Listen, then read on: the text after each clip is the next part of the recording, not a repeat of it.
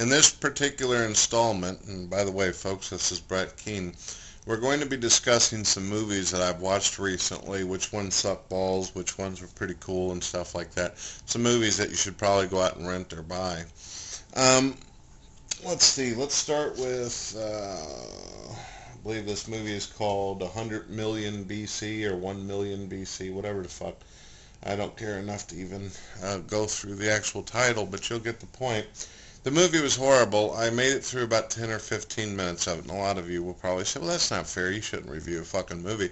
If the movie doesn't catch your attention in about 15, 10 minutes and shit like that, and you can tell right off the bat, if it causes you strain and makes you break out in a fucking sweat and start having anxiety because the acting is so horrible and the fucking graphics are so ridiculous, almost like watching an 8-bit Nintendo game and shit, then I think it's safe to say it's time to turn the fucking movie off and start making a video yourself, letting people know don't waste your fucking buck on it.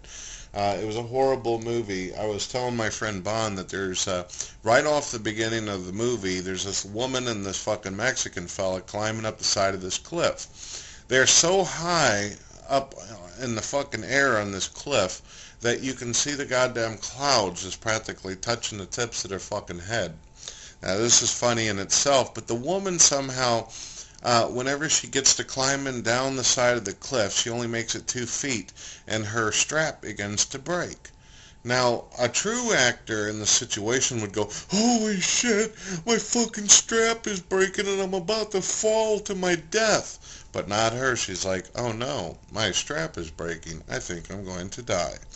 Right then and there, I realized that someone wasn't getting paid enough, or someone got pulled off the street to play this part. Well, as she says, the strap does end up breaking. She falls about 100 stories into the void of darkness and evil and hits this little ledge below. Now, she's fallen for about 5 minutes, so I would say that's probably about 100,000 fucking miles off into nowhere. She hits the goddamn ledge, and she's laying there, and of course, being the logical, reasonable human being that I am, I suspected she's dead, but thank goodness, because she was a terrible actor anyway. But the Mexican talks to her on the walkie-talkie and says, you okay? Yeah, you okay? And she all of a sudden sits up. She's got no scars, no scratches, no nothing. And she says, yeah, I found a cave. So she looks on the fucking wall. If that wasn't enough that somehow she survived this unbelievably ignorant fall, she looks on the cave and sees some writing. And it looks like fucking Barney, fucking Tobey Maguire or something. It didn't look like hieroglyphics, but she's all looking at it like, oh my goodness, there must be dinosaurs in the cave. There's a drawing of Barney right there. I'm like, oh, I can't do it. And that was about the time and shit that I threw my remote control at the TV and shit. And it magically turned it off and stuff, and I was safe in my own awesome world again. So don't get that fucking movie. Don't do it. Don't do it. I'll tell you what. If you don't believe me, go over to Netflix, go over to any one of these movie sites, and you'll see that it is so lowly rated and shit. It is so fucking low that it has to look up to see the bottom of a snake. It is so fucking low and shit that it barely reaches the atmosphere of my cigarette when it's on the ground. So, what we're going to do now is we're going to talk about another fucking movie, Fred Claus. I watched this, and I was actually moved.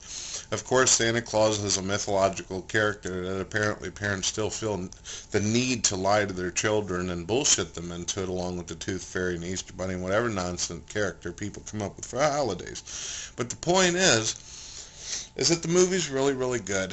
Unfortunately, some of the actors have some very strong and powerful names that I cannot remember, but most of you have probably seen the theatrical trailer and probably have seen it yourselves, and for those who haven't, you should probably do it. It's a good fucking movie. The one guy I do remember who pulled off an awesome performance as usual is Kevin Spacey. It was fantastic. Good movie about Santa Claus having a dysfunctional family, and I thought it was very, very modern and partay. So definitely get Fred Claus. I'm not going to tell you too much more about it. You get the idea. The story is about Santa Claus, dysfunctional family. I'm going to cut it there because we don't want to ruin the storyline for you. I watched another movie, too, that had John Malkovich, George Clooney, as well as Brad Pitt in it, and a couple other idiots. It had the bitch off Narnia that plays the Ice Queen. She plays a real snobby bitch in the movie and stuff. It's almost hard to watch her and stuff because she seems like she's a natural at it anyway. If you've ever seen her at any other movies or in interviews, she's just so stuck up and shit. Got her nose so far up in the air and stuff. I'm surprised she doesn't do a complete and utter circle with her own head up her ass. But the deal is, folks, is that it was horrible. It was supposed to be like a comeback movie for George Clooney.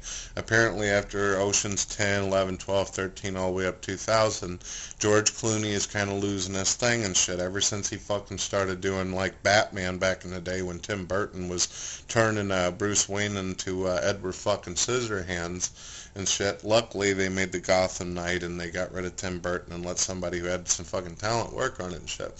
So now I believe Tim Burton's working on shit like Sweeney Todd, which ain't too bad of a fucking movie. Too much singing, kind of makes me sick, kind of gory and stuff, but still. Tim Burton, no, don't get me wrong, folks, he has some skill. Okay, I'm not going to completely cut that fucking weirdo that looks like he's from The Cure down. But what the deal is that George Clooney, I think that he's truly losing it. He's losing it. His acting has never been really that incredible. I think that women have enjoyed him because they think that he's somewhat attractive. He's got the gray hair thing going like I do. He's got the whole gangster Mac thing. But his acting is really swindling. I don't know if he's got on crack cocaine or whatever his deal is. Brad Pitt plays a very unusual part. I have always had admiration for Brad Pitt, especially in movies like Legends of the Fall, the movie Seven, where he plays with Morgan Freeman and Kevin Spacey. Kevin Spacey, of course, the villain. I've always thought Brad Pitt had a lot of potential, even in Fight Club with Edward Norton, which also is another admired actor. But Brad Pitt plays a retard in this movie. He plays a fucking dumbass like bodybuilder or whatever. I never really noticed him having like big giant muscles that he belongs as a bodybuilder or anything. He's not up there with Schwarzenegger, the governor or anything. But he plays a real fucking dummy. And I'm not talking about just normal dumb. I'm talking about he's so fucking dumb that Forrest Gump would probably hit him upside the head. He was so stupid. So don't watch the movie. There's no good acting in the movie. The only thing that made me laugh at all was John Malkovich cussing every 5 fucking seconds and yelling at people, punching people in the face, especially all the people who had terrible acting skills. That was the only thing that got me through the hour and a half of this movie. And of course, thinking that George Clooney and Brad Pitt may actually come in and save the movie at some point in time, it just didn't happen. I felt like I was in church and I wasn't getting salvation anytime soon. So let's see, what other fucking movies, I'll try to be quick about this. Let's see, we watched, what other garbage have we watched? Oh, I recently watched a movie called Starman with Jeff Bridges. Jeff Bridges is also another really good actor. He's one of those guys that makes like a few really cool movies and then kind of disappears and stuff like Christian Slater and shit slapping ass. But he ends up, I watched it, very old movie. I don't know if a lot of you still remember it, but if you want to, if you plan on buying like a collection of DVDs, I'd recommend getting Starman. I believe it's by John Carpenter, the movie, the storyline, about a goddamn alien that comes down and clones itself to make it look like this woman's dead husband, and then the entire mission is to get himself from one point to another so he can be picked up by his little alien green friends and be taken out to the fucking planet. But there's a whole like drama and thriller with the government chasing him and this woman who's with this guy that looks like her dead husband and shit, and she's feeling that love and kindness, and just a lot of really beautiful things happen in that movie. So I think that you guys ought to watch it. It's got a lot of moral and subliminal things in there that make you think as well. So that's it, folks, on this particular topic. I'll be doing many more videos. Hope you all enjoy. If you don't, then that's too fucking bad. See you later. It's Brett Keane.